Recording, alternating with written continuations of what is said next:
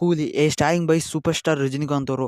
ಈ ಮೂವಿನ ಇವರೊಬ್ಬರೇ ನಿಂತ್ಕೊಂಡು ಲೀಡನ್ನು ಮಾಡಿದ್ದಾರೆ ಅಂತ ಹೇಳೋದಕ್ಕೆ ನಾನು ತುಂಬ ಇಷ್ಟವನ್ನು ಪಡ್ತೇನೆ. ಯಾಕೆಂದರೆ ಆ ಲೆವೆಲ್ಗೆ ಪರ್ಫಾರ್ಮೆನ್ಸನ್ನು ಕೊಟ್ಟಿದ್ದಾರೆ ಅಂತ ಹೇಳ್ಬಲ್ಲೆ. ಇನ್ಯಾಕೆ ತಡ, ಈ ಮೂವಿನ ಇವತ್ತು ತಾನೇ ನೋಡಿಕೊಂಡು ಬಂದಿದ್ದೇನೆ ಫ್ರೆಂಡ್ಸ್. ಹೇಗಿತ್ತು, ಹೇಗಿಲ್ಲ, ಚೆನ್ನಾಗಿದೆಯಾ, ಚೆನ್ನಾಗಿಲ್ವಾ, ಹೈಪ್ ಕೊಟ್ಟಂಗೆ ಇದೆಯಾ, ಇಲ್ಲ ಹೈಪೇ ಇಲ್ಲಿರಲ್ವಾ ಅನ್ನೋದೆಲ್ಲ ಈ ವಿಡಿಯೋದಲ್ಲಿ ಡಿಸ್ಕಸನ್ನು ಮಾಡೋಣ.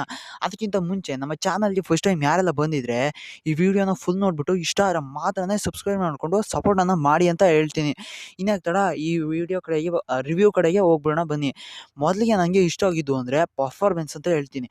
ಪ್ರತಿಯೊಬ್ಬರು ಪರ್ಫಾರ್ಮೆನ್ಸ್ ಕೂಡ ತುಂಬಾ ಚೆನ್ನಾಗೇ ಕೊಟ್ಟಿದ್ದಾರೆ. ಇಲ್ಲಿರುವಂಥ ಕಾಸ್ಟಿಂದ ಹಿಡಿದು ಪ್ರತಿಯೊಬ್ಬರು ಸಹ. ಅಮೀರ್ ಖಾನ್ ಒಬ್ಬರನ್ನ ಬಿಟ್ಬಿಟ್ಟು ಅದನ್ನು ಲಾಸ್ಟಿಗೆ ಹೇಳ್ತೀನಿ ಯಾಕೆ ಅಂತ. ಕಲೇಶ್ ಅಂತ ಉಪೇಂದ್ರ ಪಾತ್ರ ಮಾಡಿರೋರಾಗಿರ್ಬೋದು, ಶೋಭಿನ್ ಆಗಿರ್ಬೋದು, ಪ್ರತಿಯೊಬ್ಬರು ಸಹ ತುಂಬ ಅಂದರೆ ತುಂಬಾ ಚೆನ್ನಾಗಿ ಪರ್ಫಾರ್ಮೆನ್ಸನ್ನು ಕೊಟ್ಟಿದ್ದಾರೆ. ಇನ್ನು ನಮ್ಮ ಕನ್ನಡದ ಉಪ್ಪಿ ಸರ್ ಅಂತೂ ಬೇರೆ ಲೆವೆಲ್ಗೆ ಆ್ಯಕ್ಟಿಂಗನ್ನು ಕೊಟ್ಬಿಟ್ಟಿದ್ದಾರೆ, ನಮ್ಮ ರಜನಿಕಾಂತ್ ಸರ್ ಲೆವೆಲ್ಗೆ.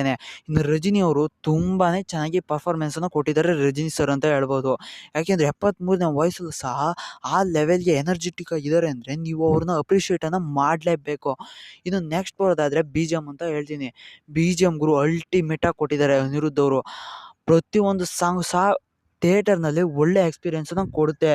ಇನ್ನು ಮೋನಿಕಾ ಸಾಂಗು ಪ್ಲೇಸ್ಮೆಂಟ್ ಒಂದು ಏನೋ ನಡೀತಾ ಇರುತ್ತೆ, ಇನ್ನೇನೋ ಆಗ್ತಾ ಇರುತ್ತೆ, ಅಲ್ಲಿ ಕೊಟ್ಬಿಟ್ಟಿದ್ದಾರೆ ಅಷ್ಟೇ. ಬಟ್ ವೈಬ್ಸ್ ಮಾತ್ರ ಮೋನಿಕಾ ಸಾಂಗ್ದು ಅಲ್ಟಿಮೇಟಾಗಿ ಕೊಟ್ಬಿಟ್ಟಿದ್ದಾರೆ. ತುಂಬಾ ಚೆನ್ನಾಗಿದೆ ಥಿಯೇಟರ್ ಎಕ್ಸ್ಪೀರಿಯೆನ್ಸ್ ಅಂತ ಹೇಳ್ತೀನಿ.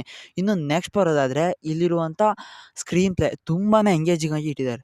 ನಿಮಗೆಲ್ಲೂ ಸಹ ಬೋರ್ ಅಂತ ಅನಿಸೋದಿಲ್ಲ. ಕೊನೆಯ 30 ನಿಮಿಷಗಳನ್ನು ಬಿಟ್ಬಿಟ್ಟು ಎಲ್ಲ ಸಹ ನಿಮಗೆ ಎಂಗೇಜಿಂಗ್ ಆಗಿ ಇಟ್ಕೊಂಡೇ ಹೋಗಿದ್ದಾರೆ. ಇಂಟರ್ವೆಲ್ ತನಕನೂ ಕೂಡ, ಇಂಟರ್ವೆಲ್ಲಲ್ಲೂ ಸಹ ತುಂಬಾ ಚೆನ್ನಾಗಿ ಕೊಟ್ಟಿದ್ದಾರೆ ಕೂಡ, ಏನು ಪ್ರಾಬ್ಲಮ್ಮೇ ಇರೋದಿಲ್ಲ. ತುಂಬ ಅಂದರೆ ತುಂಬ ಚೆನ್ನಾಗಿದೆ ಸ್ಕ್ರೀನ್ ಪ್ಲೇ ಅಂತ ಹೇಳ್ತೀನಿ. ಫಸ್ಟ್ ಹಾಫ್ ಅಂತೂ ತುಂಬಾ ಎಂಗೇಜಿಂಗ್ ಆಗಿ ಇಟ್ಟಿದ್ದಾರೆ.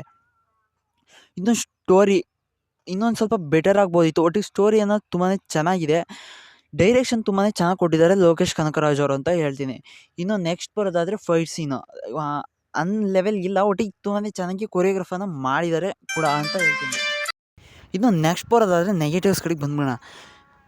ಹೇಳೋದಾದರೆ ಮೊದಲಿಗೆ ಸ್ಟೋರಿ ಅಂತ ಹೇಳ್ತೀನಿ, ತುಂಬಾ ವೀಕಾಗಿದೆ ಫ್ರೆಂಡ್ಸ್. ಒಬ್ಬ ನಮ್ಮ ದೇವನ ಫ್ರೆಂಡ್ ಇರ್ತಾನಲ್ಲ, ಅವನು ಸತ್ತೋಗ್ಬಿಡ್ತಾನೆ. ಯಾಕೆ ಸತ್ತೋದ, ಅದರಿಂದ ಏನು, ಅದು ಒಳ್ಳೆ ಸಾವ ಇಲ್ಲ ಕೆಟ್ಟ ಸಾವ ಅಂತ ನಮ್ಮ ದೇವ ಅವರು ಹುಡ್ಕೊಂಡು ಹೋಗೋದು ಕತೆ, ಅಷ್ಟೇ ಕತೆ. ಆದರೆ ಕೊಟ್ಟಿರೋ ಸ್ಕ್ರೀನ್ ಪ್ಲೇ ಮಾತ್ರ ತುಂಬಾ ಚೆನ್ನಾಗಿ ಕೊಟ್ಟಿದ್ದಾರೆ ಕೂಡ. ಈಗ ಅದೇ ಸ್ಟೋರಿ ಹೇಳಿದ್ನಲ್ಲ, ತುಂಬಾ ವೀಕಾಗಿದೆ ಫ್ರೆಂಡ್ಸ್. ನಿಮಗೆ ಅಷ್ಟೊಂದು ಕನೆಕ್ಟ್ ಅನ್ನೋದು ಆಗೋದಿಲ್ಲ. ಇನ್ನು ಫ್ಲ್ಯಾಶ್ ಬ್ಯಾಕ್ ಅಂತೂ ಸಖತ್ತಾಗಿ ಓಡಿಸ್ಕೊಂಡಿದೆ. ಫ್ಲ್ಯಾಶ್ ಬ್ಯಾಕೇ ಇಲ್ಲ ಇವರು. ನಮ್ಮ ಲೋಕೇಶ್ ಕನಕರಾಜ್ ಅವ್ರು ಏನು ಮಾಡಿಬಿಡ್ತಾರೆ, ಪ್ರೆಸೆಂಟ್ ಮಾತ್ರ ತುಂಬ ಬೇರೆ ಲೆವೆಲ್ಗೆ ತೊಗೊಂಡೋಗಿ ಕೊಟ್ಬಿಡ್ತಾರೆ. ಫ್ಲ್ಯಾಶ್ ಬ್ಯಾಕಲ್ಲಿ ಡೆಪ್ತ್ ಇದ್ದರೆ ತಾನೇ ಮುಂದೆ ಏನಾದರೂ ಮಾಡೋದಕ್ಕೆ. ಫ್ಲ್ಯಾಶ್ ಬ್ಯಾಕಲ್ಲಿ ಏನು ಡೆಪ್ತ್ ಅನ್ನೋದೇ ಇರೋಲ್ಲ, ಸುಮ್ಮನೆ ಸಣ್ಣದಾಗಿ ಕೊಟ್ಬಿಟ್ಟಿದ್ದಾರೆ. ಲಿಯೋದಲ್ಲೂ ಸಹ ಇದ್ದೇ ತಪ್ಪು ಮಾಡಿದರು. ಆ ಫ್ಲ್ಯಾಶ್ ಬ್ಯಾಕು ಸ್ವಲ್ಪ ಲೆಂತಿಯಾಗಿ ತುಂಬಾ ಎಮೋಷನಲ್ಲಾಗಿ ಟಚ್ಚನ್ನು ಕೊಟ್ಟಿದ್ರೆ ತುಂಬಾ ಚೆನ್ನಾಗಿ ಮೂಡ್ ಬರುತ್ತೆ ಮೂವಿ. ಇಲ್ಲೂ ಸಹ ಅದೇ ತಪ್ಪನ್ನು ಮಾಡಿಬಿಟ್ಟಿದ್ದಾರೆ. ಫ್ಲ್ಯಾಶ್ ಬ್ಯಾಕ್ ಇದೆಯಲ್ಲ, ಅದು ಅಷ್ಟೊಂದು ಎಮೋಷನ್ನಾಗಿ ನಿಮ್ಮನ್ನು ಹಿಡಿದು ಇಟ್ಕೊಳ್ಳೋದೇ ಇಲ್ಲ. ಆ ಲೆವೆಲ್ಗೆ ಇದನ್ನ ಮಾಡಿಬಿಟ್ಟಿದ್ದಾರೆ ನಮ್ಮ ಲೋಕೇಶ್ ಕನಕರಾಜ್ ಅವರು. ಇನ್ನು ನೆಕ್ಸ್ಟ್ ಬರೋದಾದರೆ ಇಲ್ಲಿರುವಂಥ ಅಮೀರ್ ಖಾನ್ ಅವರು ಅಂತ ಹೇಳ್ತೀನಿ.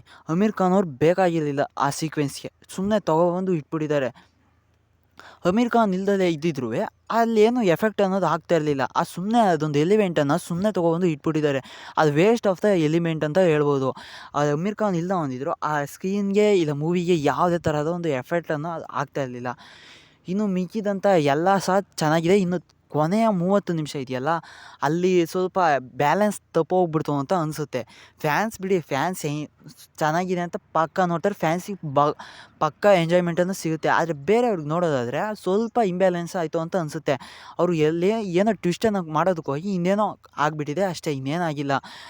ಇನ್ನು ನೆಕ್ಸ್ಟ್ ಬರೋದಾದರೆ ಟ್ವಿಸ್ಟ್ ಆ್ಯಂಡ್ ಟರ್ನ್ಸ್, ಎಂಗೇಜಿಂಗ್ ಅದೆಲ್ಲ ತುಂಬಾ ಚೆನ್ನಾಗಿದೆ. ಇನ್ನು ಈ ಮೂವಿ ಹೇಳೋದಾದರೆ ಒಂದೇ ಮಾತಲ್ಲಿ ಹೇಳೋದಾದರೆ ಒಂದು ಹಿಟ್ ಮೂವಿಯನ್ನು ಮತ್ತೆ ಲೋಕೇಶ್ ಕನಕರಾಜ್ ಅವರು ಕೊಟ್ಟಿದ್ದಾರೆ ಅಂತ ಹೇಳ್ತೀನಿ. ಇನ್ನು ಈ ಮೂವಿಗೆ ನನ್ನ ರೇಟಿಂಗ್ಸ್ ಬಂದುಬಿಟ್ಟು 3.5 ಅಂತ ಹೇಳ್ತೀನಿ. ಇನ್ನೇನಾದರೂ ನೀವು ಮೂವಿಲಿ ನೋಡಿದರೆ, ಅಕಸ್ಮಾತ್ ನಾನೇನಾದರೂ ತಪ್ಪಾಗಿ ಹೇಳಿದರೆ, ನೀವೇನಾದರೂ ಮೂವಿ ನೋಡಿದರೆ ಅದನ್ನು ಕಮೆಂಟ್ ಬಾಕ್ಸಲ್ಲಿ ತಿಳಿಸಿ. ಇನ್ನು ನೆಕ್ಸ್ಟ್ ವೀಡಿಯೋದಲ್ಲಿ ಸಿಗ್ತೀನಿ. ಎನಿವೇ ಬಾಯ್.